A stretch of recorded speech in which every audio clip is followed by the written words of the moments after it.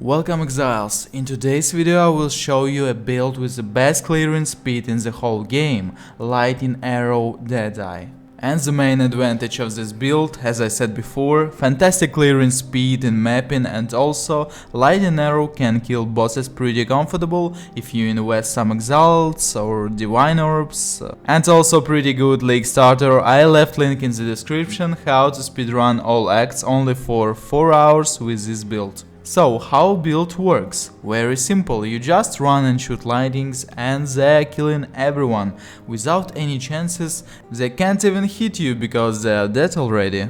And don't forget to change fork gem to barrage before bosses, you need to do it every time. Against bosses we just plant your ballistas with a storm rain and just right clicking on boss, he will die for a few seconds. And as always, I've made unique level and skill tree step by step for each 10 levels, so you will not miss anything on your way. Also, we have 3 endgame setups on this build. The first one will be very cheap, you can make it for the first days of the new league. In the skill tree you just need a Lion Eyes full and that's all. And also they add a new Lightning Mastery over here, so our build will be more stronger in 3.19. Next endgame setup will be with a cluster and some good unique jewels. Also we take some frenzy charge nodes in the skill tree. Jewels what we need: simple Viridian jewel for damage with bows, replica conqueror efficiency for saving some mana because they remove 15% mana reservation from the mastery.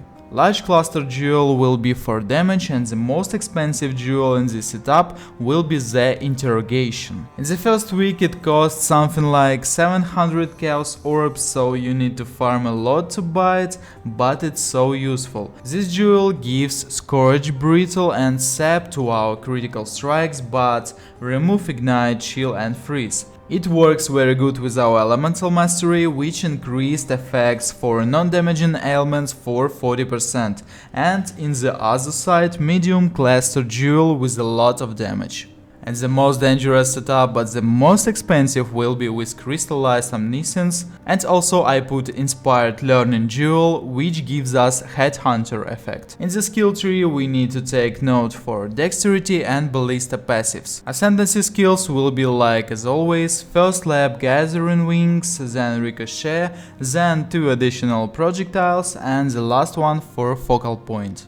And of course I've made a leveling gem setup for almost each 10 levels, so your acts will be very comfortable if you choose this build. In the first act we should use Galvanic Arrow, Dash and Precision Aura. After Brutus you should take Ballista Totem. In the second act, Blood Rage for frenzy charges and Herald of Ice and Herald of Thunder for increasing our damage a lot. In the third and fourth acts we should take Trinity to our Forling Bow, and also we will use Sniper's Mark on fat mobs, and we will change Herald of Thunder to Anger because of Trinity Gem. After Malachi we can change Galvanic Arrow to Lightning Arrow because now we can buy Greater Multiple Projectile Gem.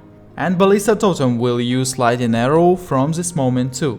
Later I took Flame Dash because I love this skill more than all other movement skills.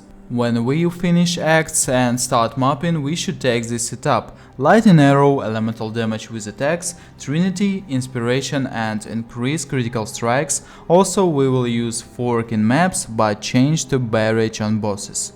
Our ballistas will be with Storm Rain from that moment, and also multiple totems, Focus Ballista, increased critical strikes and concentrated effect. And from auras in mapping we will use Grace, Determination and Precision. In the left button I used Molten Shell, and Sniper's Mark will be with the mark on hit support. In the endgame setup will be everything the same, but we don't need critical strike chance anymore. We should increase our critical strikes damage, so we need to put increased critical damage gem. After buying Azaneth's chance, we will use Tornado, Power Charge on critical, Gidrosphere and Onslaught. In our helmet all of these skills will work. Auras should be with Enlighten to keep more mana for skills. Also we can use Defense Banner, but we need to delete something from helmets, but I don't know what exactly. And after all, you can check gems with the alternate quality in pop, but this is the last thing that you need to buy in your build. So after the moment when we will buy Omni Amulet, we don't need to use as an enchant because we need more attributes, so we can delete all skills from helmet and put something useful like defense banner. Items for early game will be not so expensive, you can collect them in the first week, 5 link bow with a lot of elemental damage, some cheap unique items and other rare items for resistances. From flasks we will use life flask, quicksilver, granite, jade and diamond. In the mid game we will use a little bit better items to increase our damage, but still nothing special. In the endgame setup we will use Crazy Imperial Bow with a 1400 of elemental damage and Omni Amulet, so we need to change all our gear to items with a lot of attributes to collect as much as we can Omniscience points. So in the end I had almost 2000 points, it means cap of our resistances and also 140% of elemental penetration to all mobs. Sounds scary because it's a huge damage, guys. And as always guys, I recommend don't kill Kitava in the last act to save our resistances for farming haste a little bit.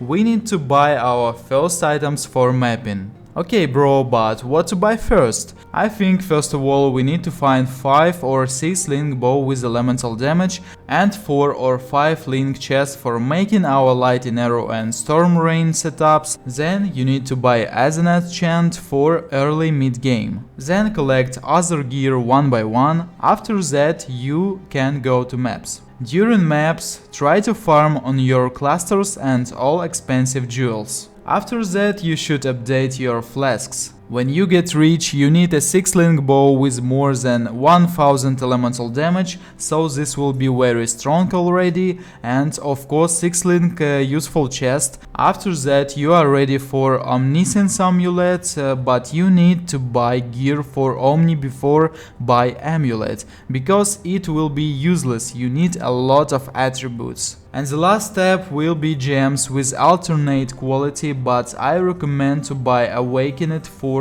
in the mid game. My mana is gone.